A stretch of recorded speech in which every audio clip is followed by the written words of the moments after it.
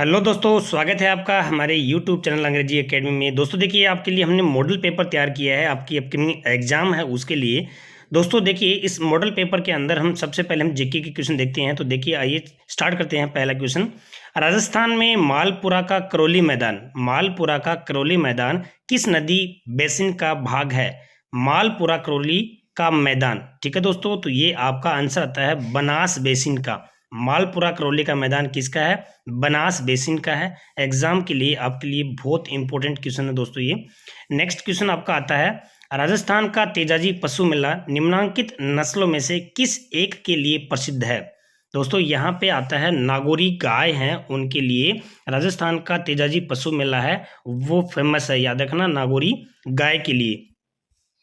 अगला क्वेश्चन आता है, निम्नलिखित में से कौन सा कृषि आधारित उद्योग नहीं है? कृषि आधारित उद्योग खाद्य तेल हैं, खांड सारी है, पापड़ भुजिया हैं, लेकिन सीमेंट है वो कृषि आधारित उद्योग नहीं है। तो आपका आंसर क्या हो जाएगा? 4 हो जाएगा इसमें। अगला क्वेश्चन है, निम्नलिखित में से कौन सा रबी की फसल नहीं है? दोस्तों रबी की फसल है वो आपकी चावल नहीं है, बाकी जौ, गेहूं, मसूर ये तीनों एक सीजन की हैं, खरीफ की हैं, और बाकी क्या है, रबी की फसल, ये रबी की हैं और बाकी ये वाली खरीफ की फसल है, चावल। ठीक है, तो ये याद रखना। नेक्स्ट आपका आता है, केंद्रीय शुष्क क्षेत्र अनुसंधान संस्था का गठन कब किया गया? ठीक है, इसका गठन कब किया गया? तो यहाँ पे इसका आंसर आता है 1959 के अंदर केंद्रीय शुष्क क्षेत्र अनुसंधान संस्था का गठन किया गया है। तो आपका आंसर आ जाएगा 1 इसमें। नेक्स्ट क्वेश्चन है, इंदिरा गांधी नहर परियोजना का विचार किसके दिमाग की उपज है? तो यहाँ पे कंवर सेन। इंदिरा गांधी नहर परियोजना किसके दिमाग की उपज है? कंवर सेन की। ठीक है दोस्तों, नेक्स्ट क्वेश्चन है आपका, राजस्थान राज्य खनिज विकास निगम लिमिटेड, बहुत इंपॉर्टेंट क्वेश्चन है ये, याद रख लेना। आपको ऐसे क्वेश्चंस बहुत ही बार बार पूछने वाले क्वेश्चन है ऐसे। राजस्थान राज्य खनिज विकास निगम लिमिटेड का विलय राजस्थान राज्य खान एवं खनिज लिमिटेड में कब हुआ? तो देखिए यहाँ पे आपका आंसर आता है 19 फरवरी 2003 को। वेरी वेरी इंपॉर्टेंट है, क्वेश्चन छपने वाला है, इसको अच्छे से याद कर लेना। राजस्थान राज्य खनिज विकास निगम लिमिटेड का विलय राजस्थान राज्य खान एवं खनिज लिमिटेड में कब हुआ? 19 फरवरी 2003 को। नेक्स्ट आता है दोस्तों, निम्नलिखित में से कौन सा राजस्थान का पहला सुपर तापीय पावर प्लांट है? पहला सुपर तापीय पावर प्लांट तो कौन सा आता है इसमें? सूरत सुपर तापीय पावर प्लांट। तो 1 आंसर इसमें आ जाएगा। नेक्स्ट क्वेश्चन है दोस्तों, यहाँ पे राजस्थान में भारत का कितना प्रतिशत फेल्सपार भंडार है? फेल्सपार भंडार है वो कितना प्रतिशत है? 66% है इसका। किसका है? 66% भारत का है राजस्थान के अंदर। वेरी वेरी इंपॉर्टेंट है ये वाला क्वेश्चन। नेक्स्ट आता है, निम्नलिखित में से राजस्थान की कौन सी विद्युत परियोजना राज्य के स्वयं की पूर्ण स्वामित्व वाली परियोजना है? बहुत इंपॉर्टेंट क्वेश्चन है। तो ये आती है आपकी माही परियोजना। कौन सी परियोजना है? माही परियोजना है। नेक्स्ट है दोस्तों, निम्नलिखित में से राजस्थान की कौन सी विद्युत परियोजना राज्य की स्वयं की पूर्ण स्वामित्व? तो ये तो आपका आ गया, माही परियोजना आ गया। नेक्स्ट है आपका, राजस्थान के कौन से क्षेत्र में थार पारकर नस्ल की गाय पाई जाती है? थार पारकर नस्ल की। ठीक है दोस्तों, तो यहाँ पे कौन से क्षेत्र में पाई जाती है? पश्चिमी शुष्क क्षेत्र में थार पारकर नस्ल की गाय है वो पाई जाती है। राजस्थान के कौन से क्षेत्र में? पश्चिमी शुष्क क्षेत्र में। बहुत इंपॉर्टेंट क्वेश्चन है ये, सारे के सारे इंपॉर्टेंट क्वेश्चन है।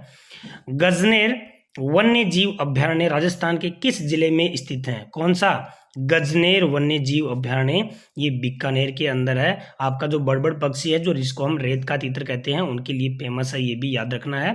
तो गजनेर वन्य जीव अभ्यारण्य कहाँ है? बीकानेर के अंदर है। अगला है, निम्नलिखित वन जो श्रेणियां हैं में से राजस्थान में किसके अंतर्गत सर्वाधिक वन क्षेत्र आवृत हैं? ठीक है दोस्तों, तो यहाँ पे आपका आंसर क्या आता है? संरक्षित वन। कौन सा आएगा इसमें? संरक्षित वन है वो राजस्थान के, इसमें वन श्रेणियों में से राजस्थान की किसके अंतर्गत सर्वाधिक वन क्षेत्र आवर्त है? तो वो आता है आपका संरक्षित वन क्षेत्र। ठीक है, तो ये वाला क्वेश्चन भी वन के हिसाब से इंपॉर्टेंट है।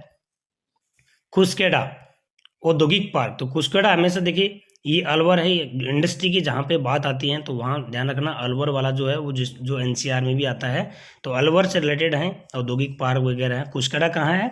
अलवर के अंदर है। नेक्स्ट है आपका, राजस्थान में किस उद्योग में सोडियम सल्फाइड का उपयोग, वेरी वेरी इंपॉर्टेंट है, कौन से उद्योग में सोडियम सल्फाइड का उपयोग कच्चे माल के रूप में किया जाता है? सोडियम सल्फाइड का उपयोग कच्चे माल के रूप में किया जाता है, तो यहाँ पे आता है आपका चमड़ा उद्योग। कौन सा? चमड़े उद्योग के अंदर सोडियम सल्फाइड का उपयोग किया जाता है। निम्नलिखित में से कौन सी शक्ति परियोजना राज्य के साझे स्वामित्व में है? कौन सी शक्ति परियोजना राज्य के साझे स्वामित्व में है? तो यहाँ पे आपका आता है माही परियोजना। कौन सी परियोजना? माही परियोजना। ये याद रख लेना कौन से स्टेट में इनका साझा है। सारी जो है ये इंपॉर्टेंट है, ये चीजें हैं, बार बार ये क्वेश्चन वैसे पूछा भी हुआ है। नेक्स्ट है, राजस्थान में सरसों उत्पादन के सबसे बड़े जिले, सरसों उत्पादन में, ठीक है, कौन से हैं इसमें? श्री गंगानगर, अलवर, भरतपुर। भरतपुर में है ना, भरतपुर का सेवर सरसों अनुसंधान के अंदर है, ठीक है। तो इसमें आपका आंसर क्या आ जाएगा? एक आ जाएगा, श्री गंगानगर, अलवर, भरतपुर। ठीक है दोस्तों, अगला क्वेश्चन है, अरावली वन रोपण परियोजना आरंभ की गई। अरावली वन रोपण परियोजना कब आरंभ की गई? तो यहाँ पे आपका आंसर आता है 1992-93 के अंदर। कब की गई? 1992-93 के अंदर। Option third is right. Next, Rajasthan में स्कल्पचर पार्क में से किस पैलेस में स्थित है? स्कल्पचर पार्क है वो कहाँ पर स्थित है, यानी कि कौन से पार्क? तो माधवेंद्र पैलेस। कौन सा? माधवेंद्र पैलेस। तो एक आंसर इसका हो जाएगा। नेक्स्ट आता है दोस्तों, निम्नलिखित में से राजस्थान के किस जिले में ऐनाम बांध परियोजना का निर्माण किया जाएगा? ऐनाम बांध, तो यहाँ पे बांसवाड़ा के अंदर किया जाएगा। कहाँ पे? ऐनाम बांध कहाँ पे है? बांसवाड़ा में। नेक्स्ट आता है, कर्नल जेम्स टोड द्वारा लिखित annuls and antiquities of Rajasthan पुस्तक में टोड ने दूसरा नाम क्या दिया था? तो दूसरा नाम दिया था the central and western Rajput state of India. ये वाला इसका दूसरा नाम दिया था annuls and antiquities of Rajasthan पुस्तक का, ठीक है। ये भी आपसे पूछा जा सकता है, इंपॉर्टेंट। अगला क्वेश्चन है, निम्नलिखित में से राजस्थान का कौन सा सैंधव स्थल घग्गर नदी के किनारे स्थित है? तो सैंधव स्थल है वो घग्गर नदी के किनारे स्थित है, वो कौन सा है? कालीबंगा। तो यहाँ पे आपका आंसर 2 है, वो राइट हो जाएगा। नेक्स्ट क्वेश्चन है दोस्तों, निम्न में से किस विदेशी यात्री ने गुर्जर प्रतिहार राजवंश की सैन्य शक्ति एवं समृद्धि का उल्लेख किया था? गुर्जर प्रतिहार से संबंधित ये वाला क्वेश्चन है वो वेरी वेरी इंपॉर्टेंट है। ये सेकंड ग्रेड में भी पूछा गया है और पूछा जा सकता है, कोई भी एग्जाम हो, चाहे हिस्ट्री का क्वेश्चन है ये। तो देखिए, गुर्जर प्रतिहार राजवंश की सैन्य शक्ति का समृद्धि का उल्लेख किसने किया था? सुलेमान ने किया था। तो answer third is right. Next आता है दोस्तों, वह सिपल सार जिसे शाहजहां ने औरंगजेब के विद्रोह का दमन करने भेजा था, वो कौन था? वो था जसवंत सिंह। कौन था भाई? जसवंत सिंह था, जिसको शाहजहां ने भेजा था औरंगजेब के विद्रोह का दमन करने के लिए। तो ये वाला वेरी वेरी इंपॉर्टेंट है, कि हिस्ट्री का क्वेश्चन है। अगला क्वेश्चन आता है, निम्नलिखित में से कौन सा शासक जालोर के चौहान वंश से संबंधित नहीं था? तो दोस्तों वत्सराज था, वो जालोर के चौहान वंश का शासक नहीं था, ये याद रखना, ठीक है। नेक्स्ट क्वेश्चन आता है, यहाँ पे अलाउद्दीन खिलजी की जो विजय हैं उनका सही क्रम आपको क्या करना है? जमाना है, ठीक है। तो सही क्रम आप जैसे ही जमाओगे तो देखिए, पहले तो क्या जाएगा? रणथंभौर, फिर क्या जाएगा? 1 नंबर पे रणथंभौर, 2 नंबर पे चित्तौड़, ठीक है, फिर उसके बाद में 3 नंबर पे सिवाना और 4 नंबर पे जालोर। तो आपका क्या हो गया? 1 2 4 3, 1 यहाँ पे 1 4, ऐसे आंसर आ जाएगा आपका। यानी कि पहले रणथंभौर है तो यहाँ पे 1 है, फिर उसके बाद में जालोर 4 नंबर पे है, तो यहाँ पे आपका आंसर 2 हो जाएगा, क्योंकि 1 नंबर पे रणथंभौर, फिर 3 नंबर पे चित्तौड़, 4 नंबर पे क्या आ गया आपका? सिवाना, और फिर लास्ट में है 2 नंबर पे जालोर। इस तरह से ये वाला कालक्रम है। ये क्वेश्चन जो है वेरी वेरी इंपॉर्टेंट है, क्योंकि ये कालक्रम है वो हर बार आपसे पूछते हैं। ये वाला पूछा हुआ है, सेकंड ग्रेड में भी पूछा हुआ है, ये काफी बार क्वेश्चन पूछते हैं ऐसे, ठीक है दोस्तों। नेक्स्ट देखते हैं, हुंजा नामक घोड़ा, देखिए बहुत इंपॉर्टेंट है। हुंजा नामक घोड़ा किसका था भाई? तो ये हुंजा नामक घोड़ा बूंदी की उमेद सिंह का था। ठीक है दोस्तों, ये सेकंड ऑप्शन इसका राइट हो जाएगा। नेक्स्ट है राजपूतों द्वारा मराठों के विरुद्ध हुड़ा नामक स्थान पर एक सम्मेलन आयोजित हुआ। तो हुड़ा सम्मेलन कब हुआ था? 1734 के अंदर हुआ था हुड़ा सम्मेलन। ठीक है, ये वैसे सिंपल क्वेश्चन है लेकिन फिर भी पूछ सकते हैं आपसे। जयपुर स्थित मुबारक महल जो हिंदू मुस्लिम ईसाई परंपरा का सुंदर समन्वय है, इसका निर्माता कौन था? तो मुबारक महल का निर्माण किसने करवाया था? स्वयं माधो सिंह द्वितीय ने। ये आंसर 4 आ जाएगा इसका। याद रखना, मुबारक महल वाला भी काफी बार पूछा गया है क्वेश्चन ये भी। नेक्स्ट क्वेश्चन है दोस्तों, जैसलमेर में 1550 में वहां के शासक लूणकरण के समय में अर्धशाखा हुआ था, क्योंकि इसमें केसरिया तो हुआ था परंतु जौहर नहीं हुआ था, क्योंकि उनको समय ही नहीं मिला था, इसलिए वो अपने आप ही उन्होंने क्या कर लिया था, केसरिया तो हुआ लेकिन जौहर नहीं हुआ था। तो ये वाला पहला ऑप्शन है, ऐसे एक बार पूछा हुआ ये वाला भी, तो इसमें पहला ऑप्शन राइट हो जाएगा। नेक्स्ट आता है, मध्यकालीन राजस्थान के राज्यों में शासन के बाद सबसे महत्वपूर्ण अधिकारी माना जाता है। शासन के बाद में प्रधान होता है, वो सबसे महत्वपूर्ण अधिकारी माना जाता है राज्यों में शासन के बाद में। ठीक है, तो यहाँ पे आपका क्या जाएगा? प्रधान के रूप में। ठीक है, पहला ऑप्शन राइट हो जाएगा। राजस्थान में विधवा विवाह का कौन सा कर लिया जाता था? ठीक है, विधवा विवाह के ऊपर कौन सा, वेरी वेरी इंपॉर्टेंट क्वेश्चन है ये वाला। तो इसमें आ जाएगा आपका कागली आ जाएगा इसमें, तो ऑप्शन 1 इज राइट। स्वाई भोज मेला भीलवाड़ा आसिंद में प्रतिवर्ष किस समय लगता है? तो यहाँ पे भाद्रपद शुक्ल अष्टमी को। कब लगता है? भाद्रपद शुक्ल अष्टमी को लगता है। कौन सा? यहाँ पे स्वाई भोज का मेला जो भीलवाड़ा आसिंद में लगता है, वेरी इंपॉर्टेंट है। रूसी कथाओं के राजस्थानी अनुवाद गजबन के लिए सोवियत लैंड नेहरू पुरस्कार किसे दिया गया? लक्ष्मी कुमारी चुंडावत को दिया गया। किसको दिया गया? लक्ष्मी कुमारी चुंडावत को दिया गया। बहुत इंपॉर्टेंट क्वेश्चन है ये वाला भी। जहां दादू ने अपना अंतिम समय बिताया था उस स्थान का नाम था, दादू ने अंतिम स्थान कहाँ बिताया था? अंतिम स्थान पूछा है जहाँ पे उन्होंने अपना अंतिम समय बिताया था, तो यहाँ पे आता है Narayana. Option 4 is right. Next है क्वेश्चन, भूरिया बाबा। तो भूरिया बाबा किसके आराध्य देव हैं? गोंडवाना के मीणाओं की। किसके हैं? गोंडवाना के मीणाओं की भूरिया बाबा आराध्य देवता हैं। नेक्स्ट है आपका, शास्त्रीय संगीत पर रचना राधा गोविंद संगीत सार, वेरी इंपॉर्टेंट है। संगीत सार के रचयिता कौन है? तो देखिए दोस्तों, इसमें आपके देव ऋषि ब्रजपाल भट्ट, एक ऑप्शन इसका राइट हो जाएगा। निम्न में से कौन सा नृत्य सहरिया जनजाति का नहीं है? तो सहरिया जनजाति का नृत्य कौन सा नहीं है? धाकड़ नृत्य है, वो सहरिया जनजाति का नहीं है। पिछवाई चित्रकला का मुख्य विषय क्या है? तो पिछवाई चित्रकला का मुख्य विषय है श्री कृष्ण लीला। Option 3 is right. झालरापाटन में नवलखा दुर्ग की नींव किसने रखी थी? नवलखा दुर्ग की नींव किसने रखी थी? तो यहाँ पे आपका आंसर क्या जाएगा? पृथ्वी सिंह ने रखी थी। किसकी? नवलखा दुर्ग है कहाँ पे? झालरापाटन में। तो ये दोनों तीनों चीजें आपको याद करनी है।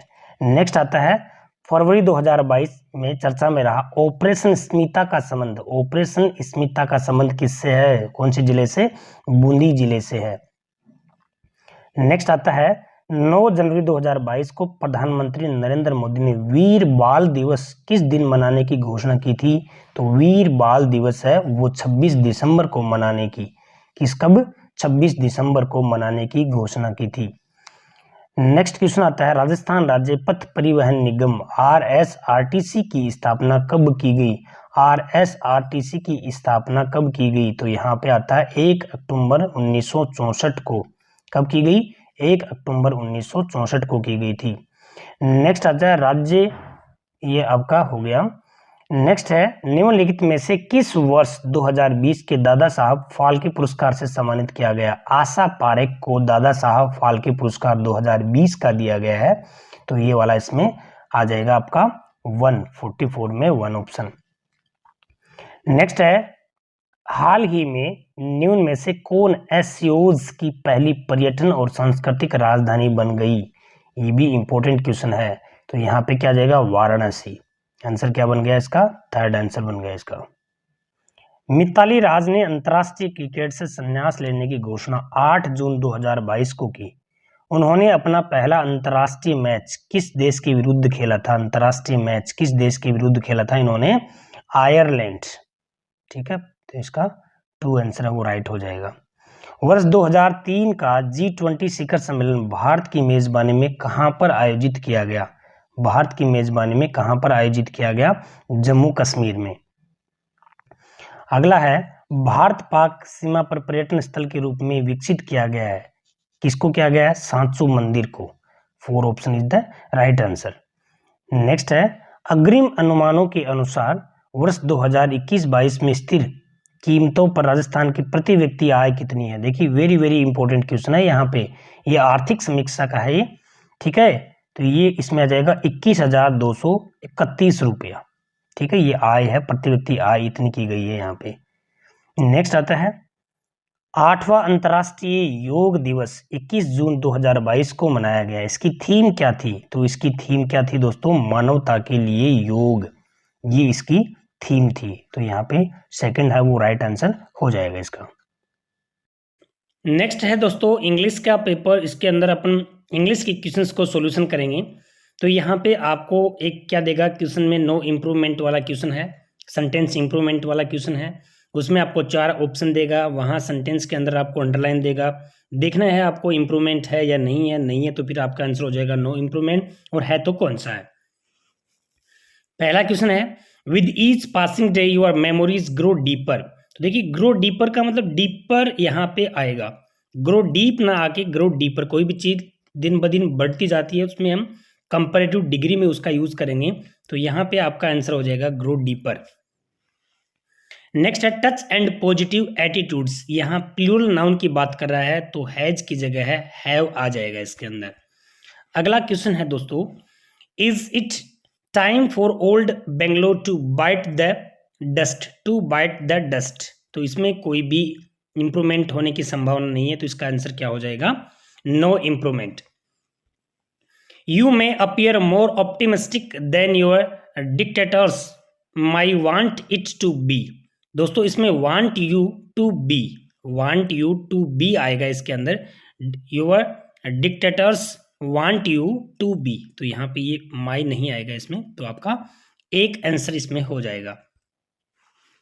नेक्स्ट आता है आपका correct form of the verb का पूछा है। तो सी ए लाइन अक्रॉस द पेज, तो यहाँ पे ड्रू यानी कि अक्रॉस द पेज, ये एक्शन होने के बाद की बात है, इसलिए वो पास्ट में आ जाएगा, तो इसमें क्या आ जाएगा? ड्रू हो जाएगा। नेक्स्ट आपका आ जाए, they blank eagerly for the result to be declared. तो यहाँ पे वो फॉर आ गया, फॉर द रिजल्ट आ गया, तो वो वेटिंग कर रहे हैं लगातार, कोई भी चीज़ का लगातार वेट करना। सिंस और फॉर यानी कि परफेक्ट कंटिन्यूस टेंस में होना चाहिए, यहाँ पे हैव बीन वेटिंग आ जाएगा इसमें। नेक्स्ट आता है आपका, I blank to him last month. तो देखिए लास्ट आया है, तो इसमें सेकंड फॉर्म द वर्ब आ जाएगी। If I go to, present simple है, तो इसमें फ्यूचर सिंपल आ जाएगा, तो इसमें विल पनिश आ जाएगा। कंडीशनल सेंटेंस ही ध्यान रखना। The bell blank just now present perfect tense की है, तो इसमें हैज रंग आ जाएगा। फिर आपके आते हैं पैसिव वॉइस, तो यहाँ पे पैसिव वॉइस के अंदर क्या पूछा है? I was kept awake by the noise of traffic. इसको अपन चेंज करेंगे, the noise of the traffic kept me awake. इस तरह से ये वाला जाएगा, ये पैसिव वॉइस बना के दे रखा है, इसको एक्टिव वॉइस में हम चेंज करेंगे। नेक्स्ट आता है समन द एम्बुलेंस। समन का मतलब होता है बुलाना, ठीक है दोस्तों। तो let the ambulance be summoned, ये इसका आंसर हो जाएगा। Who wrote this novel, who wrote this novel, तो हु होता है ना वो बाय हुम में चेंज हो जाता है, तो by whom was the novel written, यहाँ पे इसका फुल आंसर हो जाएगा। नेक्स्ट क्वेश्चन है, we choose him our captain. तो यहाँ पे ही was chosen our captain, first हो जाएगा, एक्टिव से पैसिव है। 64 का क्वेश्चन आता है, my brother said to me what are you doing here. तो देखिए my brother asked me what I was doing here, third number का इसमें हो जाएगा। My father said don't go very fast into the sea. तो ये देखिए imperative sentence है, तो इंपेरेटिव सेंटेंस है वो नोट टू आ जाएगा इसके अंदर। तो सेड आया है इसमें, तो यहाँ पे आपका जो आंसर है वो क्या जाएगा? Advise not to go far into the sea. इसमें थर्ड ऑप्शन इसका राइट आंसर हो जाएगा, क्योंकि देखिए ये टोल्ड नहीं होगा, टोल्ड नहीं होगा, और सजेस्टेड नहीं होगा, दैट इसमें वैसे नहीं आएगा। तो ये वाला थर्ड ऑप्शन है वो इसका राइट आंसर हो जाएगा। नेक्स्ट आता है 66 का। I said to her kindly give me a lift. ये भी कौन सा है आपका, इंपेरेटिव है। तो इंपेरेटिव के अंदर काइंडली और प्लीज जहाँ पे आते हैं तो सेड टू को हम रिक्वेस्टेड में चेंज करते हैं। तो यहाँ पे गिफ्ट मी जो है वो अकॉर्डिंग टू आई, तो आई का वापस मी ही बनेगा। तो ये वाला सेकंड ऑप्शन इसका राइट हो जाएगा। नेक्स्ट आता है दोस्तों, he said to me do I sing a song now. Do I sing a song now जो आपका है इंट्रोगेटिव है, और इंट्रोगेटिव सेड टू को हम आज में चेंज करेंगे और यहाँ पे कनेक्टिव वर्ड इफ लग जाएगा तो थर्ड ऑप्शन इसका राइट हो जाएगा। फिर उसके बाद में आते हैं आपका चेंज इनटू अफर्मेटिव। अफर्मेटिव में हम जैसे चेंज करेंगे तो we have not spend much money, तो यहाँ पे we have spend little money. ये वाला 4 ऑप्शन इसका हो जाएगा अफर्मेटिव सेंटेंस का। नेक्स्ट आता है I wish I had never left my home. इसको एक्सक्लेमेटरी में करना है, ओ दैट। ये वाला क्या है, इसमें एक्सक्लेमेटरी है और यहाँ पे ये एक्सक्लेमेशन वर्ड दे रखा है, तो फर्स्ट ऑप्शन है वो इसका राइट आंसर हो जाएगा। नेक्स्ट आपका पैसिव चेंज करवा रहा है, sorry change into assertive. Assertive में चेंज करवा रहा है, a fireman and afraid of spark. A fireman and afraid of spark ये वाला है, तो इसको हम जैसे ही चेंज करेंगे तो a fireman should not be afraid of spark, ये आ जाएगा। ठीक है दोस्तों, ये थर्ड क्वेश्चन नंबर है इसका, वो असर्टिव सेंटेंस ये इसमें चेंज हो जाएगा। नेक्स्ट आता है आपका everyone likes to get money. ठीक है, ये इंट्रोगेटिव में चेंज करना है इसको। तो who doesn't like to get money, कौन नहीं करता है, तो इसका हु को एवरीवन में चेंज करेंगे अगर सिंपल होगा तो, और इंट्रोगेटिव होगा तो एवरीवन को यहाँ पे हम WH वर्ड जो है उसमें कर देंगे। ठीक है, ये इस तरह से सेकंड ऑप्शन इसका आंसर हो जाएगा। नेक्स्ट आपके आते हैं डिटरमिनर्स। तो डिटरमिनर्स में ही हैज़, यहाँ पे आ गया फ्यू फ्रेंड्स।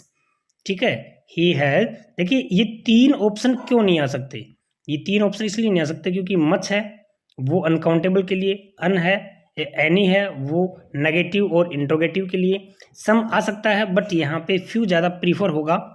ओके, तो he has few friends.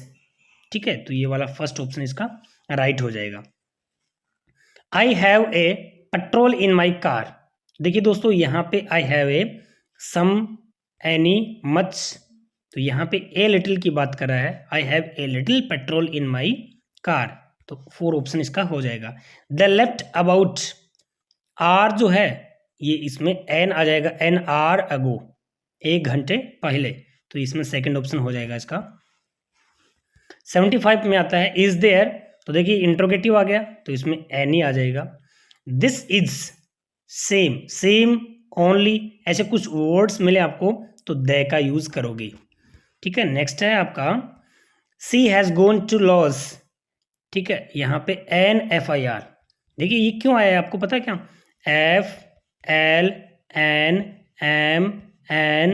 FLNMNSX, ये अगर किस में हो, एब्रीविएशन में हो, यानी कि शॉर्ट फॉर्म में हो। ठीक है, जैसे कि FIR, IAS। ठीक है, यहाँ पे फिर देखिए SDM हो गया, ठीक है, NDA हो गया, MA हो गया, इस तरह से ये जो है ना, इसलिए इनसे पहले जो साउंड निकलता है वो वोल का निकलता है, तो इसलिए क्या जाएगा आपका एन आ जाएगा। ओके, नेक्स्ट देखिए 78 में क्या पूछता है, इसके अंदर प्रीपोजिशन आया है, तो the tower was soon covered with flames, covered with flames. ठीक है, फ्लेम्स से क्या हो गया, वह कवर्ड हो गया। We much get rid of, छुटकारा पाना, ये ध्यान रखना बहुत इंपॉर्टेंट है, फेजल वर्ब के रूप में भी आपसे पूछ सकते हैं। नेक्स्ट है ट्रांसलेट दिस सेंटेंस इनटू, जब भी कोई स्ट्रक्चर में चेंजेस हो तो इनटू का यूज हो जाएगा। नेक्स्ट आपका ही रैन सो स्लोली, सो यहाँ पे आता है सो दैट को टू में चेंज करेंगे तो क्या जाएगा, he ran too slowly to catch the, ये वाला इंपॉर्टेंट है, ध्यान रखना, ऐसे सेंटेंस आपसे पूछेंगे। अशोक का वॉज देन आया, इसका मतलब कंपैरेटिव डिग्री है, तो मोर ग्रेट देन ब्रेव, यहाँ पे ग्रेटर हो सकता था बट यहाँ 2 क्वालिटी को जब आपस में कंपैरिजन किया जाए ना तो उससे पहले वाली में क्या आएगा, यहाँ पे मोर शब्द लग के फिर वाली दूसरी वाली क्वालिटी आएगी। ठीक है दोस्तों, यहाँ पे मोर ग्रेट देन ब्रेव, यानी कि बहादुर से ज़्यादा वह ग्रेट है, तो ये वाला आएगा। ये ध्यान रखना, ये बहुत इंपॉर्टेंट है, ये वाला चीज़ है वो। 10,000 रुपीज़, तो यहाँ पे आपका क्या जाएगा, 10,000 रुपीज़ इज, क्योंकि यहाँ पे 10,000 एक सम की बात कर रहा है, वहाँ पे ए लॉन्ग सम, ठीक है, एक यूनिट को शो कर रहा है यहाँ पे।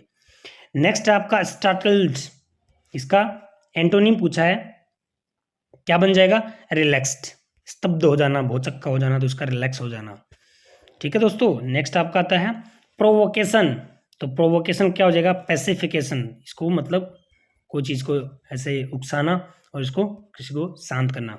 ऑब्स्क्योर, इसका क्या हो जाएगा, एक्सप्लिसिट हो जाएगा, ठीक है। स्पष्ट इसको बोलेंगे, एक्सप्लिसिट मतलब स्पष्ट बोलेंगे इस तरह से। इम्प्रूवमेंट, इसमें अब ये क्या पूछ रहा है, सिनोनिम पूछ रहा है, तो इम्प्रूवमेंट का क्या हो जाएगा, बेटरमेंट, ये वाला आ जाएगा। मैस्करे, मैस्करे का क्या हो जाएगा, स्लोटर, ठीक है ना। मैस्करे का मतलब जो जलियांवाला बाग हत्याकांड हुआ था उसको वो मैस्करे है, मैस्करे, जलियांवाला मैस्करे बोलेंगे इसको। और स्लोटर का मतलब कोई चीज़ की हत्या करना, ठीक है ना। असैसिनेट का मतलब होता है उसका मतलब भी हत्या करना होता है, लेकिन वो राजनीतिक हत्या होता है। मर्डर का मतलब वैसे वो होता है, मैस्करे होगा, इसमें स्लोटर मतलब एक दूसरे को ऐसे दर दर दर दर से गोलियों से किसी को क्या कर देना, भून देना, तो वो ये दोनों चीज़ें आएंगी इसमें, ठीक है। मर्डर वो होता है एक आदमी का करना, असैसिनेट का मतलब कोई राजनीतिक उसका हत्या करना।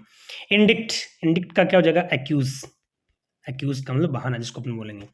चलिए दोस्तों, अगला है आपका यहाँ पे expression from the option given below, a person who respect all religion, इसको क्या बोलेंगे, सेकुलर, ठीक है ना, जो सारे रिलीजन का रेस्पेक्ट करता है उसको सेकुलर बोलेंगे। A specialist in eye disease, eye disease का जो स्पेशलिस्ट होता है उसको क्या बोलेंगे, उसको बोलेंगे ऑक्यूलिस्ट, ये याद रखना, ये वन वर्ड बहुत इंपॉर्टेंट है। The word inscribed on a term, क्या बोलेंगे, एपिटाफ, होता है ना टर्म के ऊपर, ये जैसे कि मान लीजिए कोई आदमी मर जाता है तो उसके यहाँ पे एक वो टर्म होता है ना, ठीक है ना, उसकी कब्र के ऊपर यहाँ पे लटका है कि ये वाला आदमी है, ये ऐसे से हुआ ऐसे, तो उसको अपन क्या बोलेंगे, एपिटाफ बोलेंगे उसको। An instrument for measuring height, height को मापने का जो यंत्र, रिएक्टर होता है, ठीक है। नेक्स्ट आता है यहाँ पे आपका प्रीफिक्स सफिक्स वाला होगा, तो येलो, तो येलो का येलोइस, पीलापन। सोशल का सोशलिज्म, ठीक है। लाइक का यहाँ पे डिसलाइक, ये प्रीफिक्स हो गया, ठीक है, लाइक का डिसलाइक। नेक्स्ट आता है to clip one swing, to clip one swing यानी कि टू लेसन वंस पावर, किसी की पावर को क्या करना, लेसन करना यानी कि कम कर देना, ठीक है ना। क्लिप वन स्विंग, पंख काटना इसको अपन बोलते हैं ना। एन एप्पल ऑफ डिस्कॉर्ड, ठीक है, ए कॉज ऑफ डिस्प्यूट, यानी कि कोई भी झगड़े की जड़, तीन होता है ना, झगड़े की जड़, उसको अपन बोलेंगे, ठीक है। नेक्स्ट आता है to build castle in the air, हवाई फायर करना, यानी कि विजनरी प्रोजेक्ट, यानी कि विजनरी का मतलब कल्पना, आदमी को बड़ी बड़ी बातें हाँकना, डीग हाँकना जिसको बोलेंगे। Throw dust in one's eye, to deceive, धोखा देना, ठीक है दोस्तों। ये बाकी हमने सारे कर लिए थे। आई होप कि आपको ये अच्छा लगा होगा। Thanks for watching it.